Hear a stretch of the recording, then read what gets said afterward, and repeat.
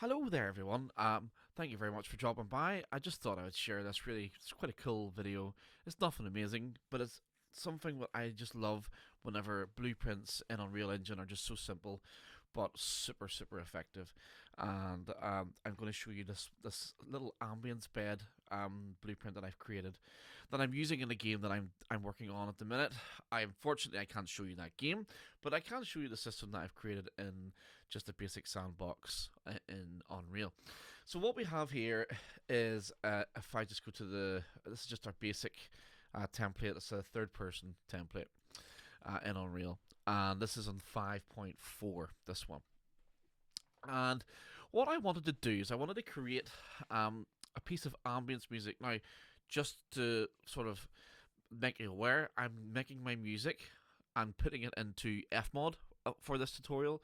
I will do one when it's just in engine and using just only engine nodes, but I wanted to show the versatility of using FMOD and Unreal at the same time. It's a really cool thing, and I really hope other people use it. And if anyone ever has any questions about FMOD, you can hit me up, because I've been using it for years, both Unity and Unreal, and I've really fallen in sort of in love with it, because it's actually very easy to use, especially if you're starting out in the big bad world of sound design and trying to put music and sound into games.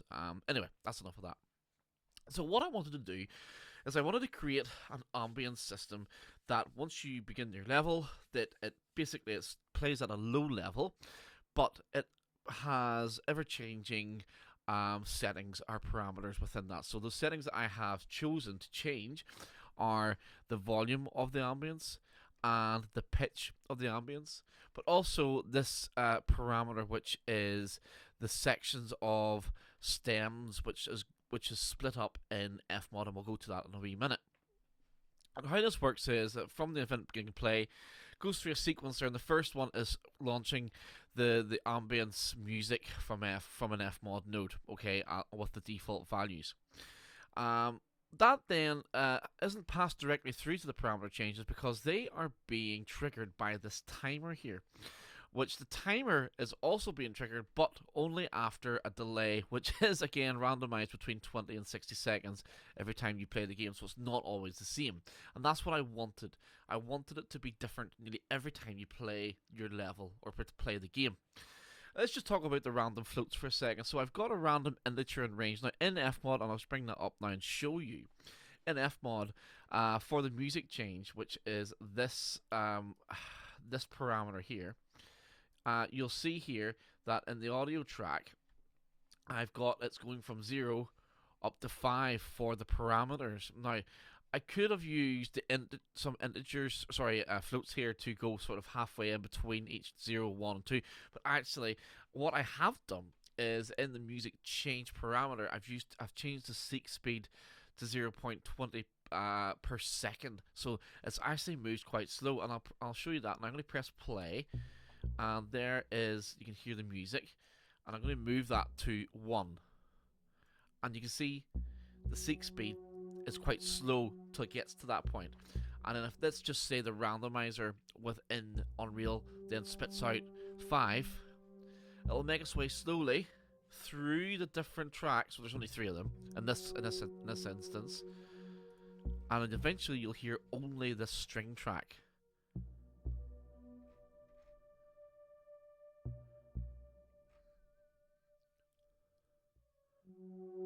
Really cool effect. And then the pitch is going from -4 semitones to +4 semitones, with 0 in between. And that's really useful as well. And again, I've put a seek speed of quite slow, 0.22 per second. So whenever I press play and I move that down to, say, you can hear that lovely pitch, and that randomizes every time the timer by event is triggered. Okay, so that's enough of that. We'll go back to Unreal now. So we've got our different floats here. We've got our float of integer, which is for that music change which I showed you.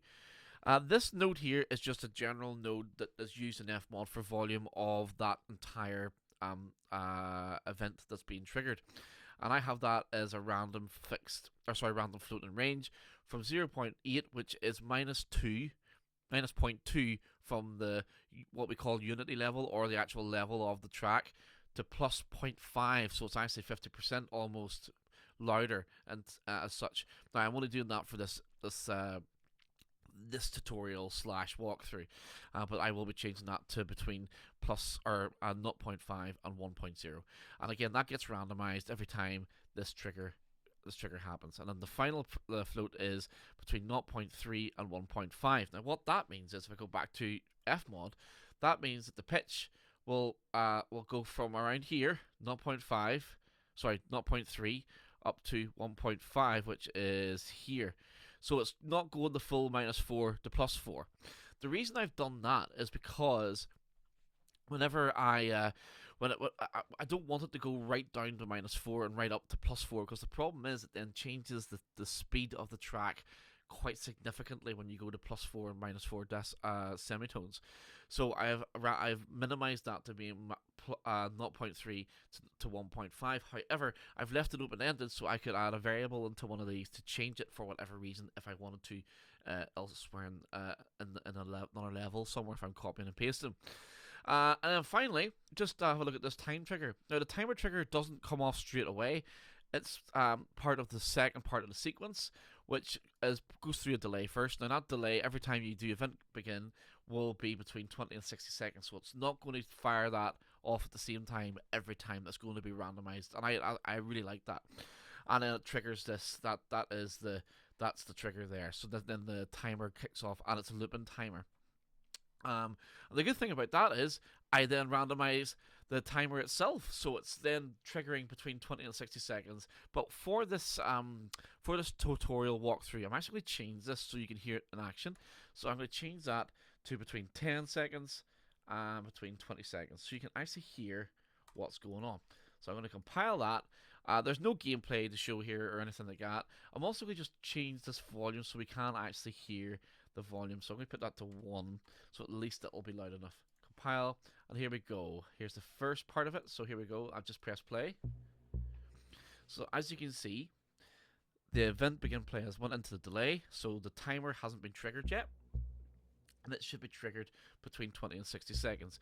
And it starts off with just that bass synth sound that you hear, and that's really cool if you're trying to create a very basic, very minimal horror style music bed or an ambience bed. Now bear in mind there will be other stuff going on in the background. There'll be, diegetic sounds and stuff like that.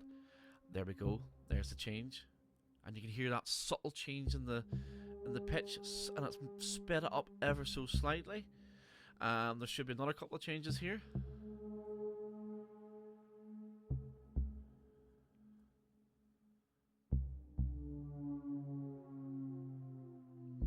Just listen to that lovely pitch shift going from up that top down to the bottom, and it's slowed it down. It's made it really cool. Now remember, normally I would have this float from between 20 and 60 seconds, and I sped it up just so we can hear some changes a lot quicker. Here's another one.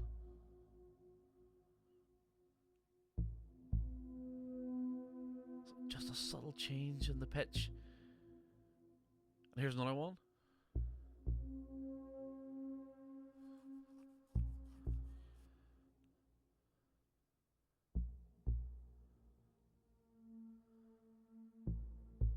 There's another one there.